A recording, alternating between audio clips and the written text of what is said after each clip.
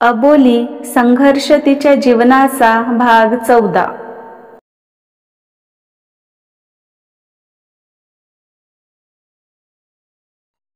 अबोली अर्णव आणि पुनीत सोबत रस्त्यालगतच्या एका मोठ्या प्रसिद्ध कॅफेमध्ये आली। अबोली कुतूहलाने सगळं निहाळत होती। तिच्या कोमेजलेल्या चेहऱ्यावर नकळत स्माईल पसरली, तर अर्णव तिची सुंदरशी स्माईल निहाळत तिच्यासोबत चालत होता। त्याच कॅफेच्या प्रायव्हेट रूममध्ये आरवची मीटिंग होती। त्याची नजर अबोलीवर पडली तसे तो शॉक झाला। ही इथे? तो मनातच पुटपुटला। अच्छा, तर मॅडम तिच्या लायकीच्या बाहेर वागायला लागल्या तर? माझ्याशी लग्न का झाले? बरीच हिंमत वाढलेली दिसते, जी एवढ्या मोठ्या कॅफेमध्ये आली। आरव मनातच धुसफुसत होता। तो काहीतरी बहाणा करून मीटिंगमधून बाहेर आला। त्याची नजर चौफेर अबोलीला शोधू लागली। एका कोपऱ्यातल्या टेबलवर अबोली, अर्णव आणि पुनीत बसलेले त्याला दिसले। हे दोघे कोण आहेत? त्याने विचार केला। त्याने परत एकदा अबोलीकडे पाहिले। काहीशी खुश दिसत होती। तिच्या पुढ्यात बसलेला अर्णव तिला बघत गालात हसत होता। त्याने रागाने मुठी घट्ट आवळून घेतल्या। नेमका त्याला कशाचा राग आला त्यालाच कळले नाही। त्याने नकळत अर्णवचा मोबाईलमध्ये फोटो काढून घेतला। काही क्षण तो तिथेच रेंगाळला। अर्णवने काहीतरी खायला आणि कॉफी ऑर्डर केले। तो प्रेमाने अबोलीला सर्व करत होता। मध्ये मध्ये तिच्यासोबत इशाऱ्यामध्ये बोलण्याचा प्रयत्न करत होता, तर तीही हसून त्याला उत्तर देत होती। हिच्यासारख्या अबोल मुलीशी मैत्री करणारा कोणी अबोल मुलगाच असेल। चांगले आहे, आतापासूनच तिच्या भविष्याचा विचार केलेला दिसते। तिरकस हसत आरव त्याच्या मीटिंगसाठी निघून गेला। खाऊन झाले तसे अर्णव, अबोली, पुनीत निघून गेले। नाश्ता आणि कॉफी पिल्याने अबोलीला तरतरी आली होती। अर्ध्या एक तासाने त्यांची कार आरवच्या बंगलोसमोर थांबली। तू इथे राहतेस? अर्णवने आश्चर्याने विचारले। अबोलीने मान हलवून होकार भरला। अगं, मग तू एवढ्या श्रीमंत घरची मुलगी आहेस तर अशी बसने का प्रवास करतेस? कारणी येत जा ना, तुलाही जास्त स्ट्रगल करावे लागणार नाही। अर्णव तिला समजावू लागला। तशी अबोली शांत झाली। मी श्रीमंत? गंमत करतोस माझी? ते तर मी इथे काम करते, बंगलोच्या आउट हाऊसमध्ये राहते मी। आणि कार? ना रे बाबा, मी बसने यायलाच कसे तरी पैशाचा जुगाड करते, कार कुठून आणू? काहीशी हसत हातवारे करत अबोली बोलली। तसा अर्णव भारावून तिला बघू लागला। म्हणजे एकतर बोलता येत नाही तरी स्वतः काम करून स्वतःचे शिक्षण पूर्ण करत आहे। त्याला कौतुकच वाटले तिचे। निघू मी? अबोली हातवारे करत बोलली। त्याने होकार भरला तसे ती जाऊ लागली। अबोली, ती थोडी दूर गेलीच असेल की अर्णवने तिला आवाज दिले। ती मागे वळून गोंधळून त्याला बघू लागली। आता तरी माझी मैत्री स्वीकारशील ना? अर्णव गालात हसत बोलला। तशी तिने हसून होकारात मान डोलावली। या 2-3 तासात तिने अर्णवचा मनमिळाऊ स्वभाव नोटीस केला होता। तिचे सत्य माहीत झाल्यावर तिला दुर्लक्षित करणारी माणसे तिने पाहिली होती। पण अर्णव या सगळ्यात वेगळा होता। उलट तो तिची जास्त काळजी घेत होता आणि तो मैत्रीसाठी तर विचारत होता। यात काही वावगे ठरणार नव्हतेच। पूर्ण विचार करूनच अबोलीने होकार कळवले होते। तिने हात हलवून त्याला बाय केले आणि हसतच आत निघून गेली। अर्णव गालात हसला, तर पुनीत त्याला रोखून बघत होता। काय सुरू होते तुझे? त्याच्याकडे रोखून बघत पुनीतने विचारले। कुठे काय? अर्णवने खांदे उडवले। अर्णव, अरे तिला बोलता येत नाही आणि हे मैत्रीचे खूळ?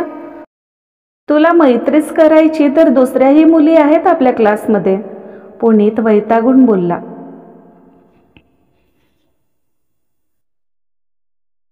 तिला बोलता येत नाही यात वाईट काय आहे पुनीत?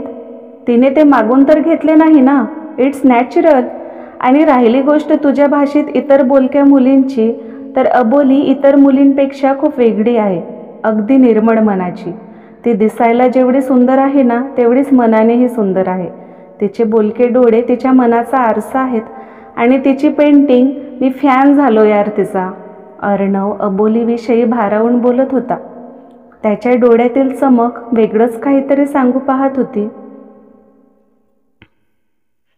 अर्णव, तुला ती आवडली का? पुनीतने जरा घाबरत विचारले. तसा अर्णव गालात हसला. Yes, I like her. Arnav हसत बोलला. तू मूर्ख आहेस का अर्णव? पहिल्याच भेटीत ती तुला आवडली? नंतर म्हणशील प्रेम करतो. अरे तुझा आणि तिचा कुठेतरी मॅच आहे का?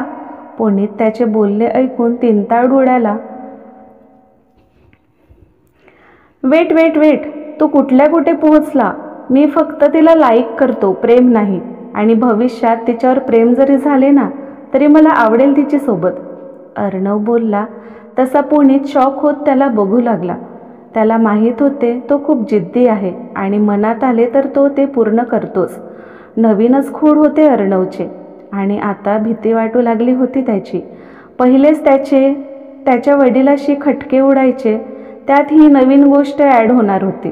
सगळे विचार झटकून पुनीतने कार स्टार्ट केली आणि वेगाने निघून गेला. एवढ्या वेळचा त्याच्या रूमच्या खिडकीत उभा राहून आरवने सगळं पाहिलं. त्याने लगेच पॉकेटमधून मोबाईल काढले आणि कोणाला तरी फोन लावला. मी एक फोटो पाठवतो, तो कोण आहे, काय करतो त्याची सगळी माहिती मला उद्यापर्यंत हवी आहे. बोलून आरवने कॉल कट केले आणि सिगारेट ओढत बाहेर बघत तिथेच विचार करत उभा राहिला, चेहऱ्यावर काहीसे गंभीर भाव. अबोली तिच्या रूममध्ये आली. बॅग तिच्या जागेवर ठेवून तिने बेडवर अंग टाकले.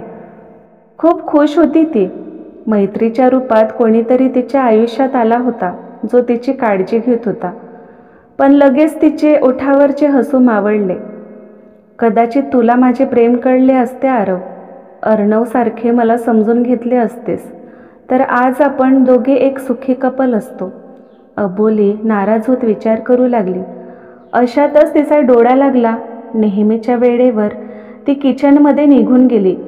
कधी नव्हे ते एवढ्या दिवसांनी आरव खाली हॉलमध्ये बसून होता, तेही हातात रिमोट आणि नजर टीव्हीवर स्थिरावलेली, पण मन किचनमध्ये असलेल्या अबोलीकडे त्याच्याही नकळत.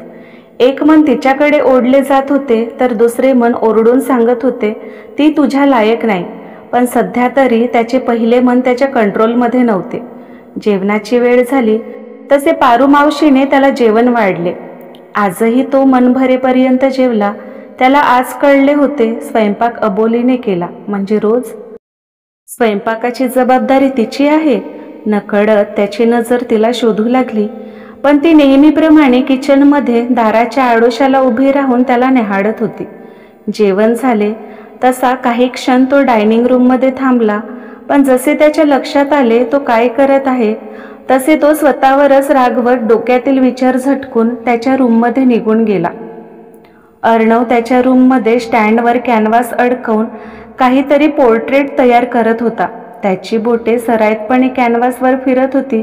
वेगवेगळे रंग त्याच्या पेंटिंगमध्ये भरले जात होते. काही वेळाने त्याचे चित्र पूर्ण झाले. तो एकटक पुढे बघू लागला. ओठावर सुंदर हसू फुलले. अबोली, तो पुटपुटला, तू का एवढी दुःखी आहेस मला माहीत तर नाही, पण मला तुझ्या आयुष्यातील दुःख दूर करायचे आहेत. तू फक्त आनंद डिझर्व करतेस. एकटक तिच्या पोर्ट्रेटकडे बघत अर्णव पुटपुटला आणि भानावर येत स्वतःच्याच विचारावर चमकला. हे मला काय होत आहे? मी फक्त तिचा का विचार करतो? आज एकच तर दिवस झाले तिला भेटून, पण असं वाटतं कित्येक वर्षापासून ओळखतो मी तिला. अर्णव स्वतःशीच विचार करू लागला. माझ्या या भावनांना काय नाव द्यावे मला तर माहीत नाही, पण मला फक्त तुला सुखी बघायचे आहे आणि त्यासाठी मी काहीही करायला तयार आहे. अर्णव काहीसा निर्धार करत बोलला. एकीकडे अबोलीच्या आयुष्यात आरवरूपी राक्षस होता, तर दुसरीकडे नुकतेच अर्णवरूपी मित्राने एंट्री केली होती. आता नेमके या दोघांमुळे अबोलीचे आयुष्य काय वळण घेणार होते? आरव अबोलीचा नवरा, पण त्याच्या लेखी तिचे काही महत्त्व नाही. अर्णव नुकताच तिच्या आयुष्यात आलेला मित्र, ज्याला फक्त तिचे सुख महत्त्वाचे होते. या दोघांमुळे अबोलीच्या जीवनात काही वादळ उठणार होते की अर्णवमुळे आरव अबोलीचे नाते सुरळीत होणार होते, की आरवच्या घमंडी, क्रूर, निर्दयी स्वभावाची परत एकदा अबोली शिकार होणार होती, हे येणारा काळच ठरवणार होता. क्रमशः. तर आजचा भाग कसा वाटला कमेंटमध्ये नक्की सांगा. लवकरच भेटू पुढील भागात. तोपर्यंत लाईक, शेअर आणि सबस्क्राईब करा. नमस्कार.